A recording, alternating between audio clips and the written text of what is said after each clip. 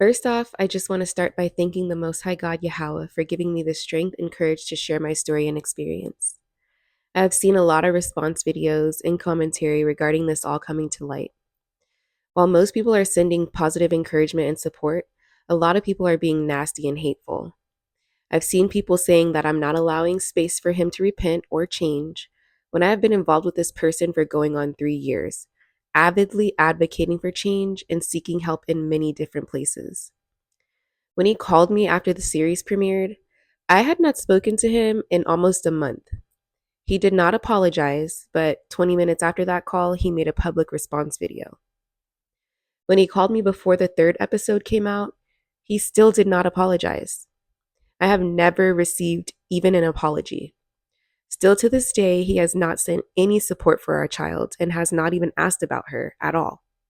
So when you say I'm not allowing space for change, you have to understand that this man has only been accountable to y'all for the things I've brought out publicly so far because I brought them out publicly. I have not seen any background work being done, only attempts at stopping me from continuing to share my story. People speaking about how he has stepped away from his leadership position and is repenting, just know that you have not heard the whole matter. So how do you know what he should be accountable for? Yes, there's a lot to be talked about. Yes, I'm making it into a series format. Yes, I'm going to continue to release episodes until my story is done being told. At this point, it's bigger than an expose. My story needs to be told, and through the spirit and power of the Most High, no one is going to stop me from doing that. I also want to say that I have been seeing people saying that I chose this man. First of all, I understand the mistake I made in not courting long enough, but still, that does not excuse his behavior. I've seen people saying I'm destroying his reputation, and I want to be very clear. I didn't cause this. Again, the reason this is all being made public is because aside from him being a public figure, the private avenues have never worked. He did not listen. Matthew 18 says, "Moreover, if thy brother shall trespass against thee, go and tell him his fault between thee and him alone. If he shall hear thee, thou hast gained thy brother.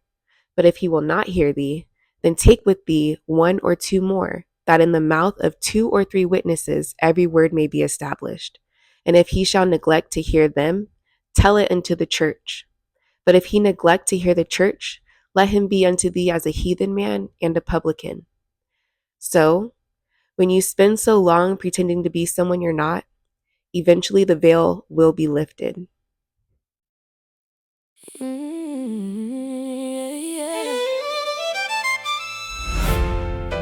Yeah. Funny how women become wicked. Funny how women become wicked.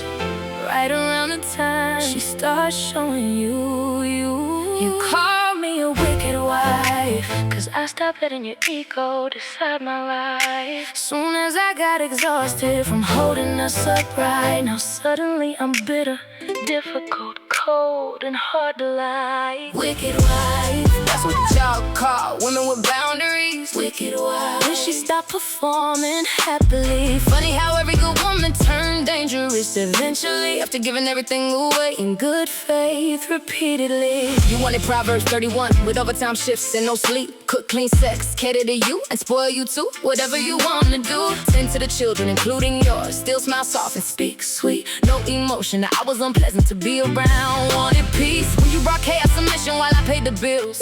Want a traditional wife labor with no traditional husbandry skills. No coverage, no safety, no marriage with protection, just expectations stacked so high I disappeared inside the pressure. Not the nights I lay awake replaying every word, not the way I shrink myself to keep the peace, not the way to walking on eggshells in my own home. No, the hurt was ignored, but my reaction became the focus. You leave me crying alone because I didn't watch my tone. I got too emotional. Meanwhile, anxiety and panic attacks screwing up my nervous system. But back in your arms, back to my source of comfort. Who first caused me the pain? And that's the part nobody talks about. How women get called wicked after surviving emotional warfare. Call me a wicked wife, 'cause I stopped letting your ego decide my life. Soon as I got exhausted from holding us upright, trying to keep us tight, suddenly I'm bitter, difficult, cold, and hard to like. Wicked wife, that's what y'all call wicked wife. When she stopped suffering happily. Funny how every good woman turned dangerous eventually. After giving everything away in good faith, repeatedly. I gave you everything I had on my time, every dime. From picking out your drawers, cooking and cleaning and making your smoothies, looking after yours and mine. Why you teach what you don't believe in, going out every night? What about family night? Yellow eyes, slurred speech, them spirits on you like a leech. 3 in the morning, you're out partying and drinking, still expecting me to be up. Children sleep, hell I'm sleep. Got an early morning, but get up now and go get your food, cause that's what wives do. Boy, you passed by 10 spots. Why don't you make that be a stop? I get up and do it anyway. I did everything you told me, but somehow I'm disobedient. Make it make sense. I tolerated your disrespect far too long. Listen, I'm not your hoe, not your bitch. Boy, who you think dealing with? Damn sis, you can spit. Yeah, I'm a daughter Zion. Better act like you know why you be lying. Just walk like Christ, talk like Christ, love like Christ. Practice what you preach, we be all good. That's what kept me confused. See, monsters ain't monsters all the time. The constant love bombs, the mixed signals, the sudden acts of affection. That's why women stay. Nobody would survive constant darkness without moments that feel like sunlight in between. You don't wanna why, you don't wanna why. You want devotion without accountability. You want softness while giving aggression, loyalty while breaking trust. And every woman becomes wicked the second she remembers herself. Now let's triple C's, boy, you know I got 'em. Funny how I'm still rebuilding things. Somebody call Ayana to fix my life that you helped destroy. I'm just playing. I know where my up coming from. All praises to the Most High. Still untangling death, still carrying damage, still healing bruises you left behind. And somehow I'm supposed to feel shame. No, I moved in good faith, I loved in good faith, I kept silent in good faith, I trusted your words in good faith. Too bad the actions never followed. That doesn't make me stupid, maybe naive, but it makes you dangerous.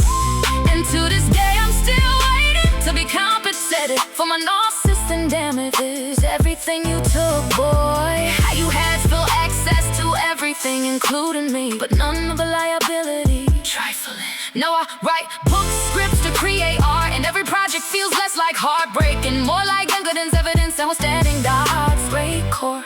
You call me a wicked wife.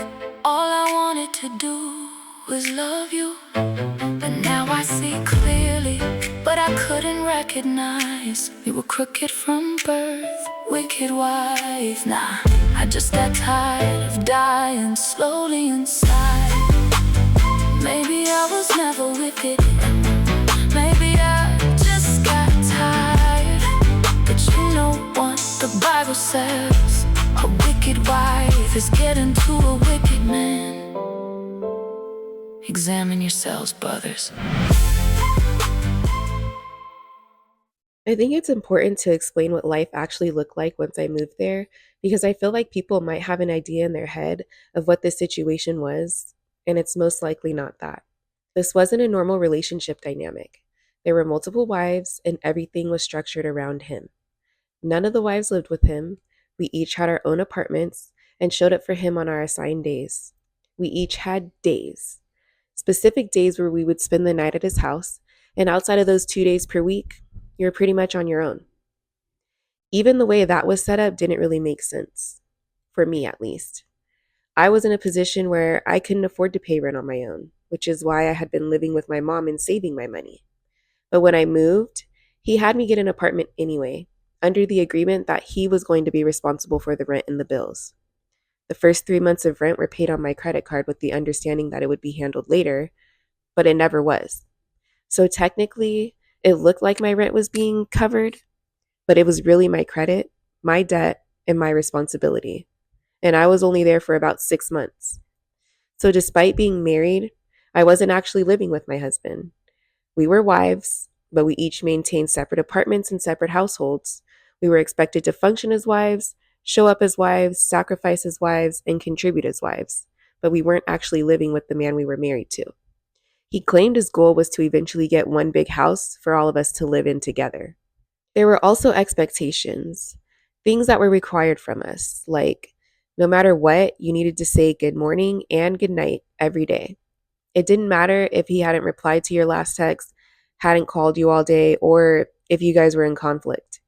You were still expected to say good morning and good night, even if he didn't respond then, too. That was a non negotiable. But when it came to him, there wasn't that same consistency. He would tell you in a heartbeat if he doesn't respond, you still need to keep texting him, and not anything he considered annoying. He'd say, I'm going to ignore you sometimes. And if he didn't have a text from you when he woke up or when he went to sleep, even if he wasn't going to respond to you, there was hell to pay. I know that might not sound like a big deal at first, but over time you start to understand why that was in place. Because he could treat you however he wanted to, and you were still expected to show up the same way the next day. No accountability, no resolution, just move on and continue the routine like nothing happened. And that dynamic showed up in almost everything. We talked constantly about rules according to the Bible: a wife's role, submission, order, respect, what I was supposed to be doing, how I was supposed to behave, how I was supposed to speak, move, and respond. My role was always very clearly defined. But anytime I tried to understand what his responsibilities as a husband were supposed to look like according to scripture, especially when it came to provision, consistency, leadership, accountability, or how a wife should be treated, the conversation would shift. It would be, I would be told there were no laws regarding what he was required to do as a husband, that I didn't know the Bible like he did, and I couldn't tell him what to do with our marriage, that he's the husband, and how he chooses to run the marriage and deal with his wife is his prerogative. And that became confusing for me because the Bible does speak about husbands.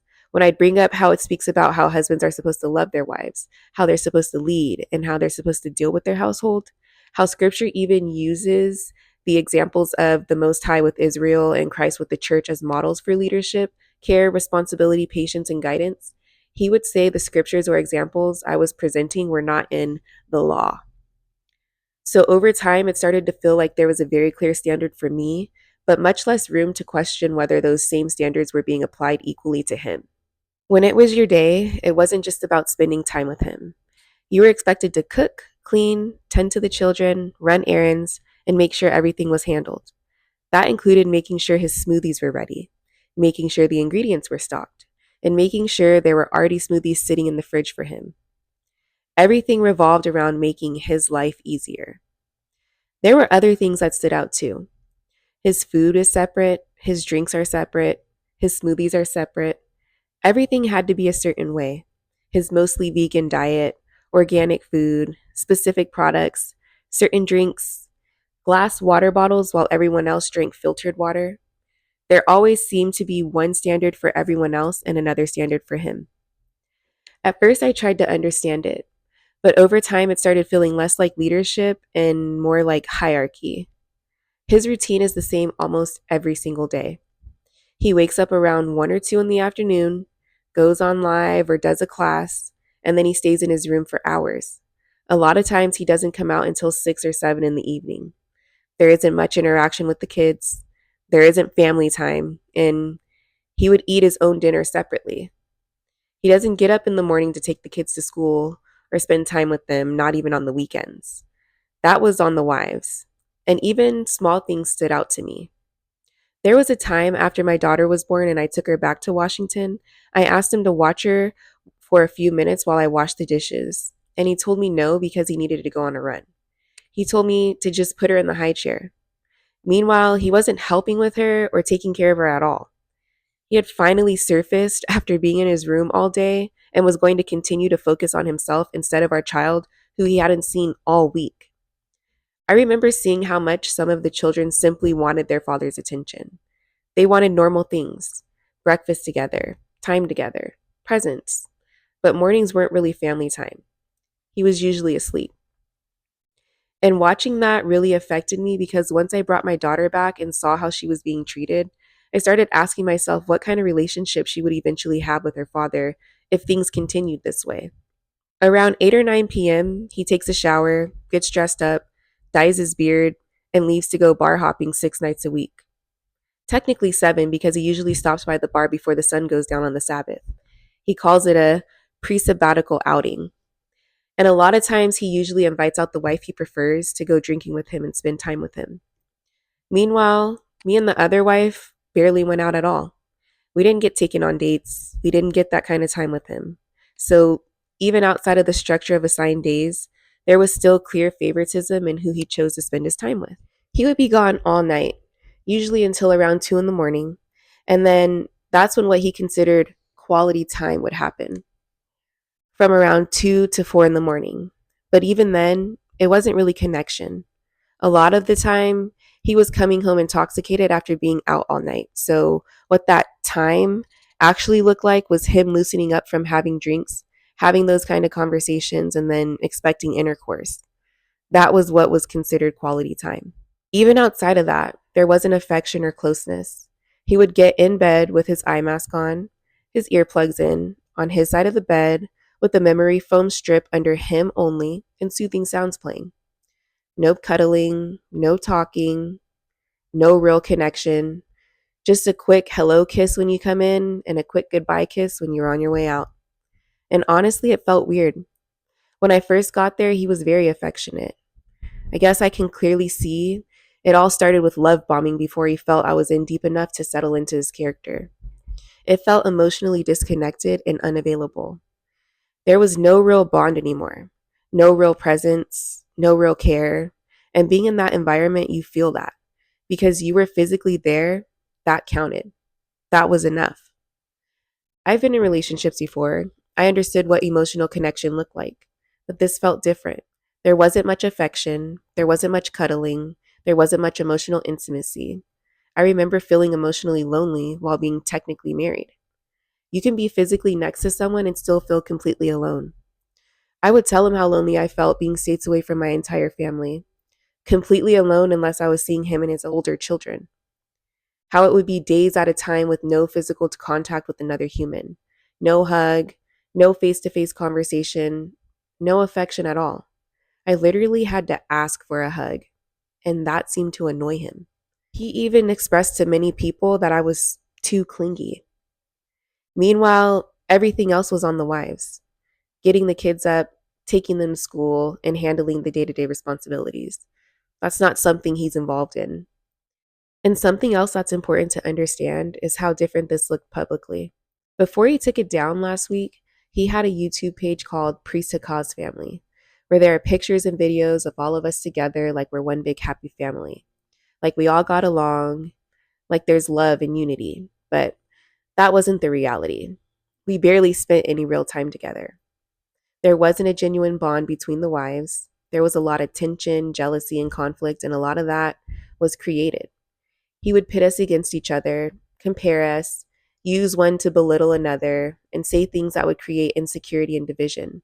So instead of building unity, it created competition.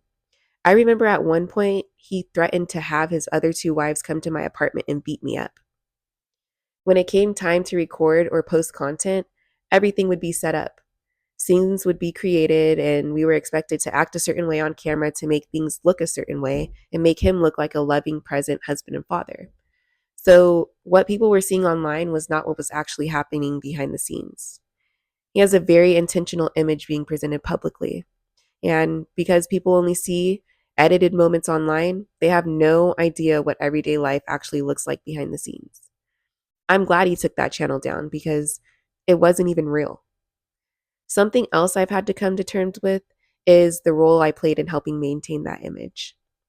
Because there were women who came to me for counsel, advice, support, or encouragement during that time.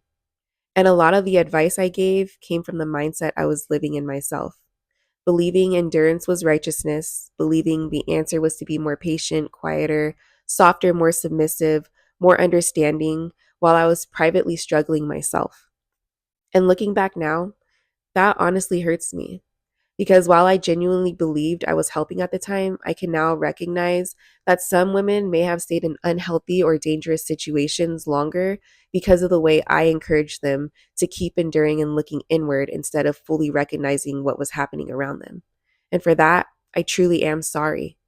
Because the truth is, I was also trying to convince myself that everything was okay. I was trying to reconcile the image being presented publicly with the reality I was actually living privately. And when you're in an environment where appearances are constantly being maintained, eventually you start helping maintain them too. And this wasn't something I felt. This wasn't just something I felt. It was something that was visible. Even his own child saw it. She wrote this to him when she was 10 years old. And that wasn't just an isolated thing. There were conversations I had with the kids that stuck with me. They would tell me they didn't want to be there. They would ask if they could live with me. And that's not just something a child says for no reason. His daughter told me he had called her a bitch. She said it happened multiple times. He admitted to it, but he said it only happened once. But for me, once is enough. That's a child. And that hit me differently because by then I already knew how he spoke to the wives. I already knew how quickly he could become angry, and I already knew the things he was capable of saying.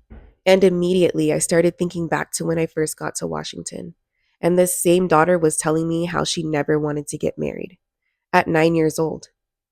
When I met her and he told her we weren't married yet, she told me to my face right in front of him that as soon as we got married, he's going to change. And that was another red flag. I also thought about my own daughter. Would I want a man speaking to her that way? Would I want her growing up believing that was normal? Would I want her watching her mother being spoken to that way? Those questions started becoming harder and harder to ignore. When I left earlier this year, his 15-year-old son even told him directly in front of me that he knew it was his dad's fault that I wanted to leave, that I was the fourth wife to leave him, and that my daughter would be another sibling he would lose.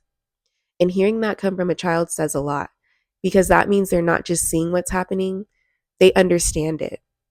Over time, I started noticing a pattern. He has multiple children, and there are already some he doesn't have a relationship with, any contact with, or any custody or visitation rights with. He currently has 7 children, and 3 of them he is not involved with, including our daughter. And I started to understand why. I lost 2 kids. I don't want to lose another one. I lost 2 kids. I don't want to lose another one. I don't have 2 of my children. I don't want to not have the third child. So you were literally just in December saying for me to.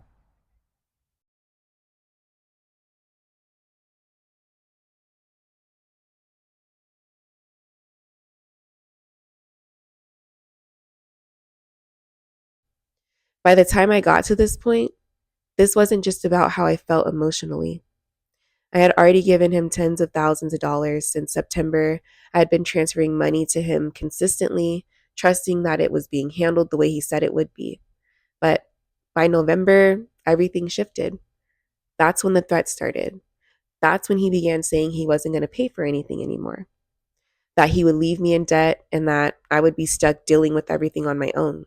And that was terrifying for me because by that point, I had already become financially dependent on a situation that no longer felt emotionally or financially secure. This was after my credit had already been impacted, after my money was already gone. He already purchased a luxury vehicle in my name, so now I'm looking at the situation differently because it's not just about trying to make things work anymore. We already didn't have a legally traditional marriage. He didn't have any sort of life insurance policy set up that included me, and I wasn't a joint account holder on any of his account, nor a beneficiary. So if anything happened to him, I would have ultimately been left with nothing. It was no longer just about the relationship. It was about realizing that the position I was in was not safe, not stable, and not what I thought I was agreeing to. And another thing I started realizing was how vulnerable this type of arrangement could leave a woman financially and legally. Because despite functioning as a wife, sacrificing as a wife, contributing financially as a wife, and building my entire life around the situation, there were no real protections in place for me. By that point, I had already transferred him my disability income, savings, investments, and other resources. I had no job, no independent source of income, and physically could not work because of my injury. And that's when I started thinking much deeper about the kind of structure I was really in. Because I also started noticing a mindset where involving courts, legal systems, or outside accountability was treated as evil, rebellious, or out of order, even in situations where women were left financially devastated, unsupported, mistreated, or harmed. So the expectation became endure it privately, stay loyal, stay quiet, stay in order, do not seek outside help no matter what happens to you. And that realization honestly scared me because by that point, I understood how easily a woman could give everything, lose everything, and still walk away with no protection, no resources, and no support. Looking back now, I can also see what all of this was doing to me. People hear these stories and focus on the events. But what I remember now is what those events were doing to me internally. I was becoming someone I didn't recognize. I was anxious all the time. I was constantly monitoring my words, my tone, my reaction, trying to avoid conflict. I was always trying to figure out what version of myself would create the least amount of tension. I was exhausted emotionally. I was questioning myself constantly. I was becoming smaller. I started doubting my instincts. I started doubting my judgment. I started believing that maybe everything really was my fault. And physically, my hair was falling out, my skin was breaking out. I could feel the stress too, the tension, the anxiety, the hypervigilance, the feeling that I was always waiting for the next problem, the next criticism, and the next thing I had done wrong. I wasn't trying to mislead anyone. I was trying to convince myself that everything was okay. And when you're helping maintain that image publicly while suffering privately, you start believing parts of that image yourself. That's one of the hardest things I've had to come to terms with. And that's when I finally started seeing things for what they actually were.